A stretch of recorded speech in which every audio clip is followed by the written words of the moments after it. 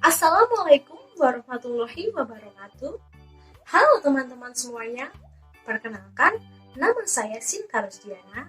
Saya merupakan mahasiswa pendidikan fisika Universitas Jember. Nah, pada kesempatan kali ini, kita akan membahas sebuah materi. Materi ini merupakan salah satu materi yang sangat seru yang ada di dalam cabang ilmu fisika. Kira-kira teman-teman ada yang tahu? Tepat sekali. Kali ini kita akan membahas mengenai operasi penjumlahan dan juga pengurangan vektor. Nah, seperti apa sih penjelasannya? Mari kita simak bersama-sama. Nah, teman-teman, dalam menyelesaikan operasi vektor, kita bisa menggunakan 3 buah metode. Yang pertama, kita bisa menggunakan metode segitiga. Yang kedua, kita bisa menggunakan metode poligon. Dan yang ketiga, kita bisa menggunakan metode jajar genjang. Nah, apa sih perbedaan dari ketiga metode ini? Mari kita bahas bersama-sama. Oke, yang pertama adalah operasi penjumlahan dan juga pengurangan vektor menggunakan metode segitiga. Untuk menyelesaikan vektor menggunakan metode ini, teman-teman hanya bisa untuk operasi 2 buah vektor saja, tidak boleh lebih dan juga tidak boleh kurang. Misalkan ada persoalan yang di dalamnya ada 3 buah vektor atau 4, teman-teman harus menggunakan metode yang lain, tidak bisa menggunakan metode segitiga. Oke, kemudian untuk menggambarkan vektor menggunakan metode segitiga ini, ada beberapa tahapan yang harus teman-teman ketahui terlebih dahulu. Contohnya untuk penjumlahan vektor A dan juga vektor B. Langkah yang pertama, kita harus menggambarkan vektor yang pertama, lalu vektor yang kedua. Jadi kita gambarkan dulu vektor A seperti ini. Setelah itu, kita gambarkan vektor yang kedua, yaitu vektor B dengan cara meletakkan pangkal dari vektor B di ujung vektor A, seperti ini. Setelah terbentuk gambar yang seperti ini, kita tinggal tarik garis resultannya. Garis resultan itu diperoleh dari pangkal vektor yang pertama sampai ujung vektor yang kedua. Jadi kita tarik dari pangkal vektor A sampai pangkal vektor B seperti ini. Nah, setelah kita bisa menggambarkan vektor, langkah berikutnya kita harus menentukan nilai dari resultan vektor tersebut. Bagaimana cara kita menyelesaikannya? Nah, sebelumnya teman-teman harus ingat kalau di dalam segitiga itu ada segitiga yang membentuk sudut 90 derajat, ada juga segitiga yang membentuk sudut tidak 90 derajat, bisa 30, bisa 40, 45, 60, atau yang lain sebagainya. Nah, untuk menentukan nilai resultannya, kita bisa menggunakan 2 metode. Yang pertama, untuk segitiga yang membentuk sudut 90 derajat, teman-teman bisa menggunakan rumus Pythagoras. Masih ingat rumusnya seperti apa? Tepat sekali, rumus Pythagoras itu adalah R sama dengan akar dari A kuadrat ditambahkan B kuadrat, di mana A merupakan nilai dari panjang vektor yang A, sedangkan B merupakan nilai dari vektor B. Oke, untuk segitiga yang sudutnya tidak 90 derajat, teman-teman bisa menggunakan aturan kosinus. Seperti apa itu? Nah, aturan kosinus itu rumusnya seperti ini.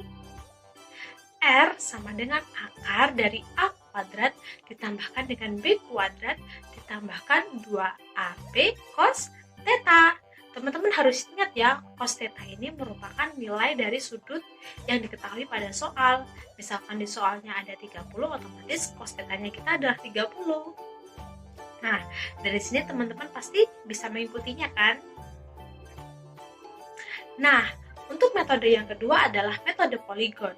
Metode ini merupakan perkembangan dari metode segitiga. Tadi kalau metode segitiga kan hanya bisa digunakan untuk menyelesaikan 2 buah vektor. Nah, pada metode poligon ini teman-teman bisa mengoperasikan 3, 4, atau beberapa vektor yang sangat banyak. Caranya seperti apa untuk menggambarkan vektornya? Sama dengan metode segitiga tadi. Kita gambarkan vektor yang pertama terlebih dahulu, kemudian kita gambarkan vektor yang kedua, ketiga, dan keempat, dan selanjutnya. Contohnya nih, ada penjumlahan vektor A, B, C, D. Otomatis ada 4 buah vektor. Jadi langkah yang pertama, kita harus gambarkan dulu vektor A, seperti ini. Kemudian kita gambarkan vektor B dengan cara meletakkan pangkal vektor B di ujung vektor A. Teman-teman bisa lihat? Oke, langkah yang ketiga kita gambarkan vektor C, yaitu vektor yang ketiga. Caranya sama, kita letakkan pangkal dari vektor C di ujung vektor B. Kita lanjutkan sampai ke vektor yang terakhir, yaitu vektor D. Setelah gambarnya terbentuk seperti ini, teman-teman tinggal menarik garis resultan. Masih ingat tadi resultan kita peroleh dari mana? Benar, resultan kita peroleh dari pangkal vektor yang pertama sampai ujung vektor yang terakhir.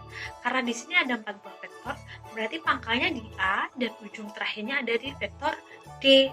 Nah, kita tarik saja garis lurus seperti ini. Nah, kita tinggal menentukan nilai dari resultannya. Nah, nilai resultannya kita bisa menggunakan aturan cos atau aturan Pythagoras, tergantung nanti di akhir dia membentuk sudut berapa. Biasanya untuk metode poligon ini lebih sering menggunakan aturan kosinus, soalnya sudutnya kurang dari 90 derajat. Masih ingat tadi rumusnya apa? R sama dengan akar A kuadrat ditambah B kuadrat ditambah 2AB cos theta. Oke. Tepat sekali. Sedangkan untuk menentukan arahnya, teman-teman bisa menggunakan aturan sinus.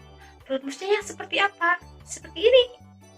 Ada R per sin theta sama dengan A per sin alfa sama dengan B per sin beta. Seperti ini ya teman-teman. Oke, dari sini teman-teman masih bisa mengikutinya kan? Oke, kita lanjut untuk metode yang terakhir, yaitu metode ketiga, yaitu metode jajar genjang. Nah, metode ini sangat berbeda dengan metode poligon dan juga metode segi. Misalkan nih, ada penjumlahan vektor A ditambah dengan vektor B, kita langsung gambarkan kedua vektor ini sudutnya saling berhimpit. Contohnya seperti ini. Nah, pangkal ketemu pangkal. Jadi pangkal vektor A ketemu dengan pangkal vektor B lalu membentuk sudut. Nah, sudutnya ini sesuai dengan yang tertera pada soal, bisa 30, 40, 60, atau yang lain sebagainya. Langkah yang kedua, kita gambarkan vektor yang sejajar dengan vektor A dan juga B. Seperti ini. Kita gambarkan dulu vektor yang sejajar dengan vektor A, kita kasih nama vektor A aksen. Kemudian kita gambarkan vektor yang sejajar dengan vektor B. Seperti ini, kita kasih nama vektor B aksen. Nah, teman-teman bisa lihat kan, kalau sekarang membentuk sebuah bangun jajar genjang. Nah, kemudian langkah yang ketiga kita tinggal tarik saja nilai resultannya. Tadi resultan kan kita peroleh dari ujung sampai pangkal. Nah, jadi kita tinggal kita tarik garis saja. Garisnya itu ada di tengah-tengah seperti ini, seperti diagonal. Nah, dari sini teman-teman masih bisa mengikutinya kan?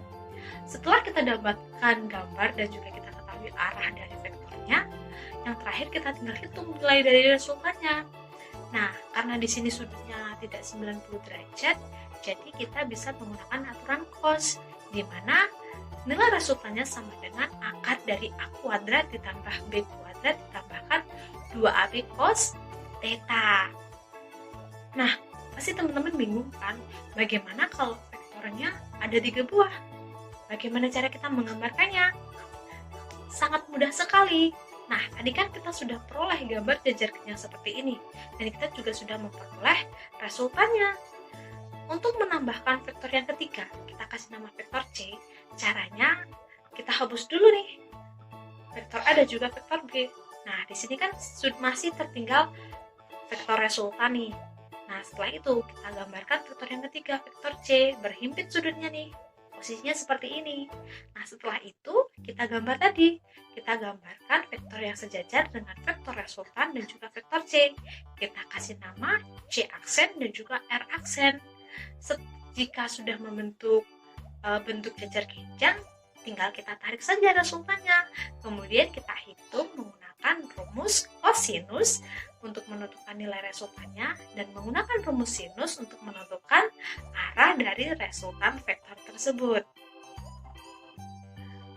Nah, teman-teman, itu tadi merupakan penjelasan dari operasi vektor menggunakan metode segitiga, poligon, dan juga jajar genjang. Yang perlu teman-teman ingat dalam mengerjakan vektor menggunakan aturan apapun untuk menentukan nilai resultannya, teman-teman harus ingat dua aturan. Yang pertama aturan Pitagoras untuk vektor yang menuntut sudut 90 derajat dan aturan kosinus untuk vektor yang sudutnya tidak 90 derajat. Sedangkan untuk menggambarkan vektornya, teman-teman bisa pilih, bisa menggunakan aturan segitiga, poligon, atau jejer genjang. Aturan manapun hasilnya pasti akan sama saja asalkan langkah-langkah pengerjaannya tepat. Nah, sekian dulu pertemuan kita hari ini.